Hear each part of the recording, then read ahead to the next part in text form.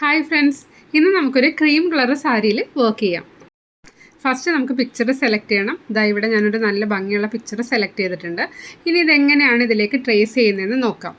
ഡീറ്റെയിൽ ആയിട്ട് ഞാൻ വീഡിയോ ചെയ്തിട്ടുണ്ടായിരുന്നു ട്രേസ് ചെയ്യുന്നതിനെ കുറിച്ചിട്ട്. പക്ഷേ എന്നാലും ഇടയ്ക്കൊക്കെ ചിലരൊക്കെ ചോദിക്കാറുണ്ട് നമുക്ക് എങ്ങനെ സാരിയിലേക്ക് ഈസി ആയിട്ട് വരയ്ക്കാൻ സാധിക്കുമെന്ന്. നെറ്റ് സാരി ട്രാൻസ്പെറൻ്റ് ആയതുകൊണ്ട് നമുക്ക് പിക്ചർ സാരിയുടെ താഴെ വെച്ചിട്ട് നല്ല ഭംഗിയായിട്ട് വരയ്ക്കാൻ സാധിക്കും. വരയ്ക്കുമ്പോൾ പ്രത്യേകം ശ്രദ്ധിക്കുക, HB പെൻസിൽ യൂസ് ചെയ്യുക. വരയ്ക്കുന്ന സമയത്ത് എന്തെങ്കിലും പേപ്പർ വെയിറ്റ് വെക്കുകയാണെന്നുണ്ടെങ്കിൽ പിക്ചർ നീങ്ങിപ്പോകാതെ നല്ല ഭംഗിയിൽ നമുക്ക് വരയ്ക്കാനായിട്ട് സാധിക്കും.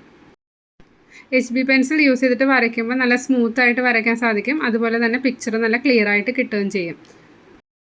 ലൈറ്റ് ഷെയ്ഡ് സാരി വർക്ക് ചെയ്യുന്ന സമയത്ത് പിക്ചർ കംപ്ലീറ്റ് വരച്ചതിന് ശേഷം സാരി നല്ല പോലെ നീറ്റായിട്ട് ഫോൾഡ് ചെയ്യുക. എന്നിട്ട് ഓരോ ഫോൾഡിങ്ങും പതുക്കെ വിടർത്തി വേണം ഫ്രെയിം വെച്ചിട്ട് വർക്ക് ചെയ്യാൻ.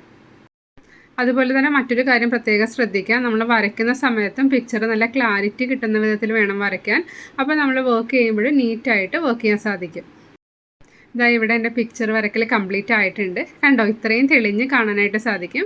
പിന്നെ നമുക്ക് നല്ല ക്ലിയർ ആയിട്ട് കാണണമെന്നുണ്ടെങ്കിൽ ഒരു വൈറ്റ് പേപ്പർ സാരിയുടെ താഴെ വെക്കുവാണെങ്കിൽ ഡീറ്റെയിൽ ആയിട്ട് കാണാം. ഈ വർക്ക് ചെയ്യാനായിട്ട് ഞാൻ ഈ 4 കളർ ത്രെഡാണ് യൂസ് ചെയ്യുന്നത്. അതിൻ്റെ നമ്പർ കൂടി ഒന്ന് നോട്ട് ചെയ്തോളൂ. സാരി വർക്ക് ചെയ്യുന്ന സമയത്ത് നമുക്ക് ഏറ്റവും കൺഫ്യൂഷൻ വരുന്നൊരു കാര്യമാണ് അതിലേത് കളർ ത്രെഡ് യൂസ് ചെയ്യുന്നത്. അപ്പോൾ ഇതിൻ്റെ വീഡിയോ, അതായത് ഈ ഡിസൈൻ ഞാൻ നേരത്തെ ചെയ്തിട്ടുണ്ട്, വീഡിയോ അപ്ലോഡ് ചെയ്തിട്ടുണ്ടായിരുന്നു. അപ്പോൾ ഇത് കളർ കോമ്പിനേഷൻ മാറ്റി നമ്മൾ ചെയ്യുമ്പോൾ എങ്ങനെയായിരിക്കും എന്നറിയാൻ വേണ്ടിയിട്ടാണ് ഈ വീഡിയോ ഒന്ന് ചെയ്യുന്നത്. നമ്മുടെ കയ്യിൽ നെറ്റ് സാരിയുടെ മാക്സിമം എല്ലാ കളേഴ്സും അവൈലബിൾ ആണ്. അപ്പോൾ സാരി വാങ്ങുന്ന സമയത്ത് ചിലരൊക്കെ അതിൽ ഏത് ഡിസൈൻ ചെയ്യണം, ഏത് കളേഴ്സ് അതിൽ യൂസ് ചെയ്യണം എന്നൊക്കെ ചോദിക്കാറുണ്ട്. അപ്പോൾ ഞാൻ എൻ്റെ വീഡിയോയിൽ മാക്സിമം എൻ്റെ കയ്യിലുള്ള എല്ലാ കളേഴ്സ് സാരിയും വർക്ക് ചെയ്തിട്ട് അതിൻ്റെ ഡിസൈൻസ് എല്ലാം അപ്ലോഡ് ചെയ്യാറുണ്ട്. അപ്പോൾ നിങ്ങൾക്ക് ഏകദേശം അതിൻ്റെ കളർ കോമ്പിനേഷനും ഡിസൈൻ അതിനെക്കുറിച്ചൊക്കെ ഒരു ഡീറ്റെയിൽ ആയിട്ടുള്ള ഐഡിയ കിട്ടും. ഇത് വർക്ക് ചെയ്യുന്ന സമയത്ത് ഫസ്റ്റ് നമുക്ക് സ്റ്റെം സ്റ്റിച്ചിൽ നിന്ന് സ്റ്റാർട്ട് ചെയ്യാം. ഈ ഡിസൈൻ ചെയ്യുമ്പോൾ ഇതിൻ്റെ സ്റ്റെം ചെയ്യാനായിട്ട് ഞാൻ യൂസ് ചെയ്തിരിക്കുന്നത് സ്റ്റെം സ്റ്റിച്ചാണ്. ഈ ഡിസൈനിൽ ലീഫ് ചെയ്യാനായിട്ട് ഞാൻ ഫ്ലൈ സ്റ്റിച്ചാണ് യൂസ് ചെയ്യുന്നത്. അതുപോലെ തന്നെ ഫ്ലവേഴ്സ് ചെയ്യാനായിട്ട് ലേസി ഡേസി സ്റ്റിച്ചാണ് യൂസ് ചെയ്യുന്നത്. അപ്പോൾ ലേസി ഡേസി ചെയ്യുന്ന സമയത്ത് 2 ഷെയ്ഡ് ഇട്ട് കൊടുക്കുന്നുണ്ട്. അതും ഞാൻ ഈ വീഡിയോയിൽ ഡീറ്റെയിൽ ആയിട്ട് കാണിക്കുന്നുണ്ട്. വീഡിയോ ആദ്യമായിട്ട് കാണുന്ന ആരെങ്കിലും ഉണ്ടെങ്കിൽ വീഡിയോ സബ്സ്ക്രൈബ് ചെയ്യുക. എന്നിട്ട് സൈഡിലെ ബെൽ ബട്ടൺ പ്രസ് ചെയ്ത് ഓൾ എനേബിൾ ചെയ്താൽ നിങ്ങൾക്ക് ഞാനിടുന്ന എല്ലാ വീഡിയോയുടെ നോട്ടിഫിക്കേഷൻസ് കിട്ടുള്ളൂ.